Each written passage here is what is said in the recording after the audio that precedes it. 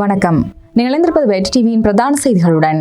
செய்திகள் வாசிப்பவர் லிசால் நிகம்நாதன். முதலில் இன்றைய தலைப்புச் செய்திகள். பிரதமர் பதவி மஹிந்த ராஜபக்சவுக்கு நாமல் தெரிவிப்பு.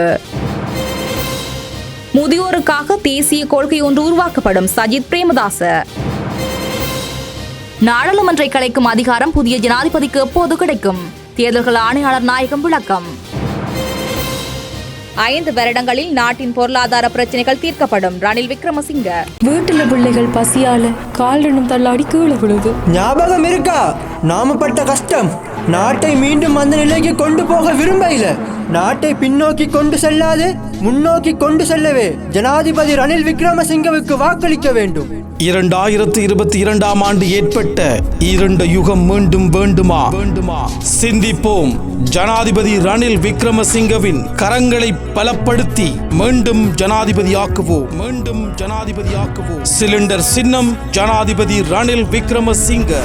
இது ஒரு கட்டணம் செலுத்தப்பட்ட விளம்பரம். ஆஸ்திரேலியா, கனடா, நியூசிலாந்து போன்ற நாடுகளுக்கான ஃபேமிலி PR விசாவினை 50% ஆஃபருக்கு வழங்குகின்றனர். Kodagumbura consultancy company private limited. எங்களிடம் permanent resident visa, visit visa, business migration, residence by investment, citizenship by investment, student visa. ஏன் நம்மை நாட வேண்டும்? 100% வெற்றி, 31 வருட அனுபவம், 30,000க்கும் மேற்பட்ட வெற்றிகரமான விசாக்கள், உலகளாவிய ரீதியில் 36 கிளைகள், அனைத்து விதமான குடியேற்ற விசாக்களும் சட்டத்தரணியால் முன்னெடுத்து தரப்படும். தொடர்புகளுக்கு Kodagumbura consultancy company private limited, இலக்கம் 22, 2வது மாடி, மில் வீதி, வவுனியா. தொலைபேசி இலக்கம் 0745858 07439434165. தலைமை காரியாலயம் கம்பஹா.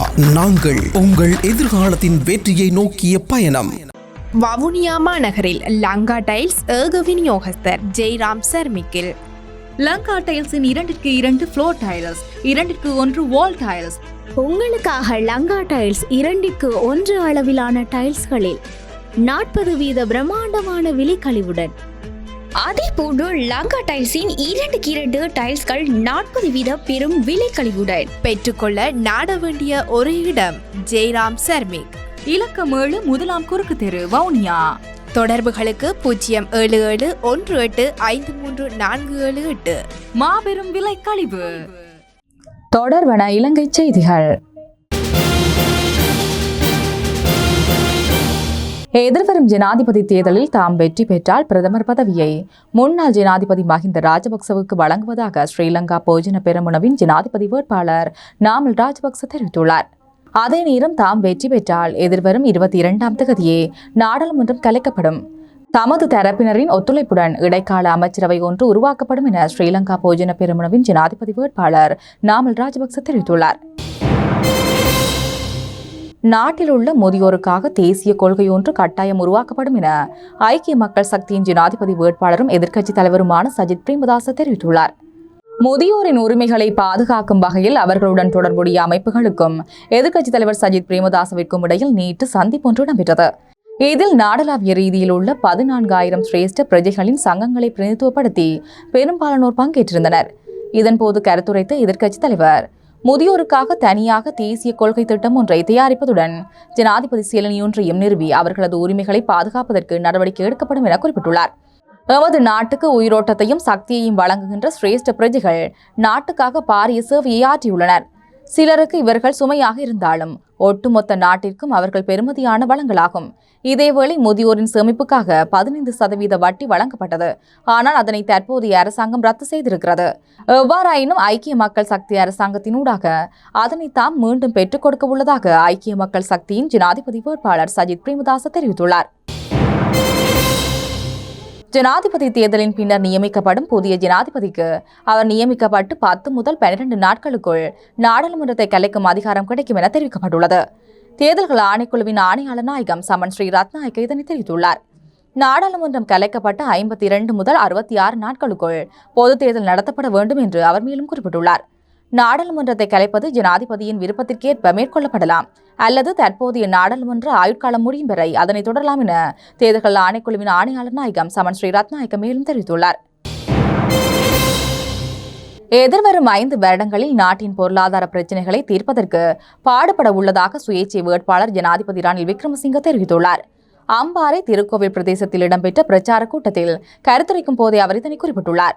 இதன்படி நாட்டின் பொருளாதாரத்தை மேம்படுத்தியதன் பின்னர் திருக்கோவில் பிரதேசத்தின் அபிவிருத்தி மேம்படுத்தப்படும் எனவும் ஜனாதிபதி உறுதியளித்துள்ளார். இந்த பிரதேசத்தில் விவசாயத்தினை நவீனமயப்படுத்துவதற்கான திட்டம் கொண்டுவரப்படும்.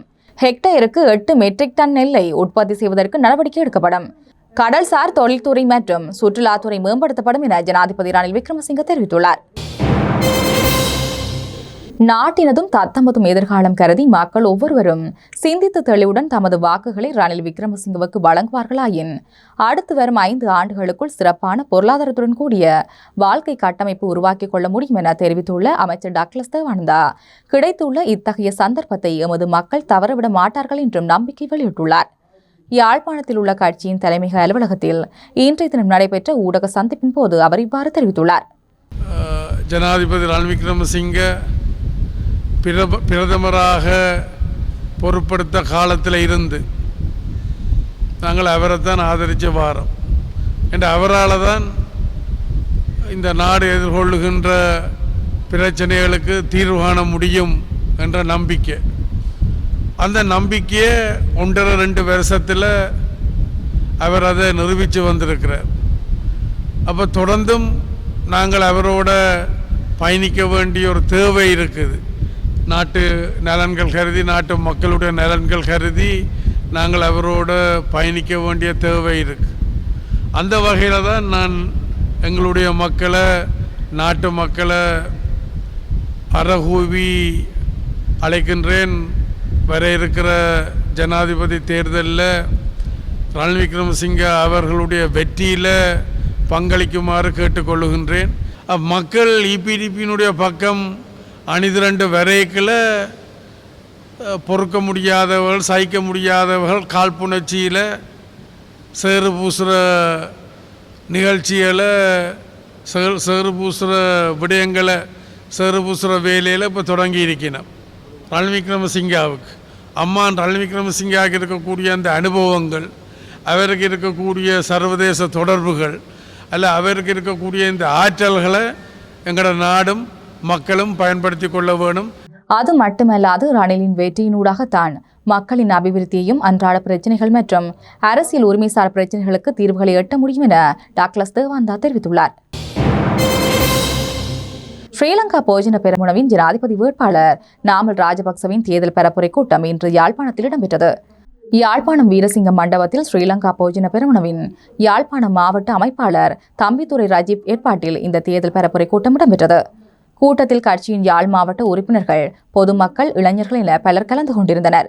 இதேவேளை நெல்லை ஆதீனக்கூறு முதல்வரையும் நாமல் ராஜபக்ச சந்தித்து ஆசி பெற்றுக் கொண்டார். இதுகுறித்து கருத்து வெளியிட்ட அவர், நெல்லை ஆதீனக்கூறு முதல்வர் தேசிக ஞானசம்பந்த பிரம்மச்சாரிய சுவாமிகளை சந்திக்கும் பாக்கியம் கிடைத்தது. வலுவான ஒன்றுபட்ட எதிர்காலத்தை கட்டியெழுப்பும் நோக்கில் நாம் உழைக்கும் போது அவருடைய வழிகாட்டுதலையும் ஆசீர்வாதங்களையும் பெறுவது உண்மையிலேயே ஆசீர்வதிக்கப்பட்டது என அவர் மேலும் குறிப்பிட்டுள்ளார். எல்பட்டிய பிரதேச சபை தேர்தலுக்கான திகதி அறிவிக்கப்பட்டுள்ளது. அதன்படி எதிர்வரும் அக்டோபர் மாதம் 26ஆம் தேதி தேர்தல் இடம்பெறவுள்ளதாக காலி மாவட்ட தேர்தல் தெரிவத்தாட்சி அதிகாரி தெரிவித்துள்ளார். ஜனாதிபதி தேர்தல் நெருங்கும் போது தேசிய மக்கள் சக்திக்கு எதிரான தரப்பினர் குழப்பங்களை விளைவிக்கும் சூழ்ச்சியில் ஈடுபட தயாராக உள்ளதாக தேசிய மக்கள் சக்தியின் ஜனாதிபதி வேட்பாளர் ஆண்ட்ரகுமார திசாநாயக்க தெரிவித்துள்ளார். திகணையில் இடம்பெற்ற தேர்தல் பிரச்சார கூட்டத்தில் கலந்து கொண்டு கருத்து தெரிவிக்கும் போதே அவர் இதனை குறிப்பிட்டுள்ளார். தற்போதுள்ள அரசியல் நெருக்கடியில் இருந்து விடுவித்துக் கொள்வதற்கான கொள்கை ஒன்று அவசியம். தற்போது ஜனாதிபதி ரணில் விக்ரமசிங்கவுக்கு அனைத்தும் கேளிக்கையாகிவிட்டது. எனவே மக்கள் சிந்தித்து இந்த தேர்தலில் வாக்களிக்க வேண்டும் என ஆண்ட்ரகுமார திசாநாயக்க தெரிவித்துள்ளார். எதிர்வரும் ஜனாதிபதி தேர்தலில் உத்தியோகபூர்வ வாக்காளர் அட்டையின்றியும் வாக்கினை பதிவு செய்ய முடியும் என்று மேலதிக தேர்தல்கள் ஆணையாளர் சிவசுப்பிரமணியம் அச்சுதன் தெரிவித்துள்ளார்.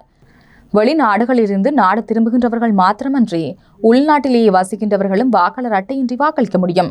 வாக்காளர் அட்டை என்பது வாக்காளர்கள் தாங்கள் வாக்களிக்க வேண்டிய தொகுதி அடையாளம் காண்பதற்கும் வாக்குச்சாவடியில் தமது தொடர் இலக்கத்தை உறுதிப்படுத்திக் கொள்வதற்குமே வழங்கப்படுகிறது. வாக்காளர் அட்டை கிடைக்கப் பெறாதவர்கள் தங்களது அடையாள அட்டையை அல்லது அங்கீகரிக்கப்பட்ட சட்ட ரீதியான அடையாள ஆவணங்களை காண்பித்து வாக்கினை பதிவு செய்ய முடியும். அதே நேரம் தேர்தல்கள் ஆணைக்குழுவின் உத்தியோகபூர்வ இணையதளத்துக்கு பிரவேசித்து தமது அடையாள அட்டை இலக்கத்தை வழங்கி தமது உத்தியோகபூர்வ வாக்காளர் அட்டையின் பிரதியையும் பெற்றுக்கொள்ள வசதி செய்யப்பட்டுள்ளது. இந்த வழிகளில் வாக்காளர்கள் வாக்காளர் அட்டைகளின்றி வாக்களிப்பதற்கான வசதிகள் இருப்பதாக மேலதிக தேர்தல்கள் ஆணையாளர் சிவசுப்பிரமணியம் அச்சுதன் தெரிவித்துள்ளார். ஜனாதிபதி தேர்தல் தினத்தன்று வெள்ளம், சூறாவளி அல்லது பிற திடீர் அனர்த்தங்கள் ஏற்பட்டால் தேர்தலை நடத்துவதற்கு தேவையான படகுகள், பூட்டுகள், பெக்கோ இயந்திரம் போன்றவற்றை தயார் செய்யுமாறு தேர்தல்கள் ஆணைக்குழு அனைத்து தேர்தல்கள் அதிகாரிகளுக்கும் அறிவுறுத்தியுள்ளது. மேலும் தேர்தல் நாளில் ஏற்படும் அனர்த்தங்களை எதிர்கொள்ள தேவையான நடவடிக்கைகளை தயார் செய்யுமாறு கடற்படை மற்றும் விமானப்படைக்கு அறிவிக்கப்பட்டுள்ளதாக தேர்தல்கள் ஆணைக்குழு வட்டாரங்கள் தெரிவிக்கின்றன. வீட்டுல பிள்ளைகள் பசியால காலினும் தள்ளாடி கீழே விழுது. ஞாபகம் இருக்கா நாம பட்ட கஷ்டம்? நாட்டை மீண்டும் அந்த நிலைக்கு கொண்டு போக விரும்பல. நாட்டை பின்னோக்கி கொண்டு செல்லாது முன்னோக்கி கொண்டு செல்லவே ஜனாதிபதி ரணில் விக்ரமசிங்கவுக்கு வாக்களிக்க வேண்டும். 2022ஆம் ஆண்டு ஏற்பட்ட இரண்டு யுகம் மீண்டும் வேண்டுமா? சிந்திப்போம். ஜனாதிபதி ரணில் விக்ரமசிங்கவின் கரங்களை பலப்படுத்தி மீண்டும் ஜனாதிபதியாக்குவோம். சிலிண்டர் சின்னம் ஜனாதிபதி ரணில் விக்ரமசிங்க. இது ஒரு கட்டணம் செலுத்தப்பட்ட விளம்பரம். ஆஸ்திரேலியா, கனடா, நியூசிலாந்து போன்ற நாடுகளுக்கான ஃபேமிலி பிஆர் விசாவினை 50% ஆஃபருக்கு வழங்குகின்றனர். Kodagumbura consultancy company private limited. எங்களிடம் permanent resident visa, visit visa, business migration, residence by investment, citizenship by investment, student visa. ஏன் நம்மை நாட வேண்டும்? 100% வெற்றி, 31 வருட அனுபவம், 30,000க்கும் மேற்பட்ட வெற்றிகரமான விசாக்கள், உலகளாவிய ரீதியில் 36 கிளைகள், அனைத்து விதமான குடியேற்ற விசாக்களும் சட்டத்தரணியால் முன்னெடுத்து தரப்படும். தொடர்புகளுக்கு Kodagumbura consultancy company private limited, இலக்கம் 22, 2வது மாடி, மில் வீதி, வவுனியா. தொலைபேசி இலக்கம் 07458583133, 07439434165. தலைமை காரியாலயம் கம்பஹா. நாங்கள் உங்கள் எதிர்காலத்தின் வெற்றியை நோக்கிய பயணம். தொடர்வன உலகச் செய்திகள். காசா பகுதியில் ஐக்கிய நாடுகள் சபையின் பணிப்பாளர்கள் மற்றும் மனிதாபிமான உதவி பணிப்பாளர்கள் கொல்லப்பட்டமைக்கு பொறுப்புக்கூறல் இல்லாமையினை முற்றிலும் ஏற்றுக்கொள்ள முடியாது என அதன் பொதுச் செயலாளர் ஆண்டோனியோ குட்டரெஸ் தெரிவித்துள்ளார். வெளிநாட்டு ஊடகம் ஒன்றுக்கு வழங்கிய செவியிலே அவர் இந்த விடயத்தை குறிப்பிட்டுள்ளார். அத்துடன் ஹெய்டிக்கு ஐக்கிய நாடுகள் அமைதி காக்கும் படையை நிறுவுவது சிறந்த தீர்வாக அமையாது எனவும் அவர் சுட்டிக்காட்டியுள்ளார். காசா மீது இஸ்ரேல் நடத்திய வான்வழி தாக்குதலில் 34 பேர் உயிரிழந்துள்ளனர். பாடசாலை மற்றும் வீடுகள் மீது நடத்தப்பட்ட தாக்குதலில் 19 பெண்கள், குழந்தைகள் உட்பட 34 பேர் உயிரிழந்துள்ளதாக வைத்தியசாலை அதிகாரிகள் தெரிவித்துள்ளனர். வியட்நாமில் யாகி புயல் அனர்த்தத்தினால் பலியானோர் எண்ணிக்கை தற்போது 197ஆக உயர்ந்துள்ளதாக அந்நாட்டின் பேரிடர் நிர்வாகம் தகவல் அளித்துள்ளது. 128 பேர் காணாமல் போயுள்ளதாகவும் 800க்கும் மேற்பட்டோர் காயமடைந்துள்ளதாகவும் அந்த நிர்வாகம் தெரிவித்துள்ளது.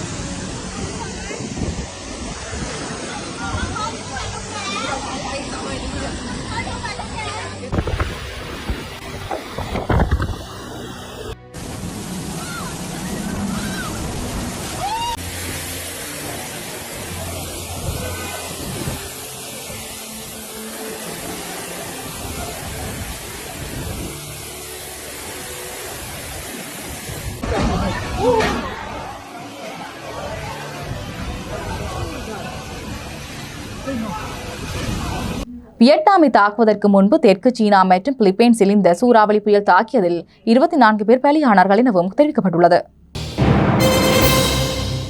மனித உரிமை மீறல்கள், ஊழல் குற்றச்சாட்டுகள் சுமத்தப்பட்ட பெருவின் முன்னாள் ஜனாதிபதி ஆல்பர்டோ பியூயோமோரி தனது 86 வயதில் காலமானார்.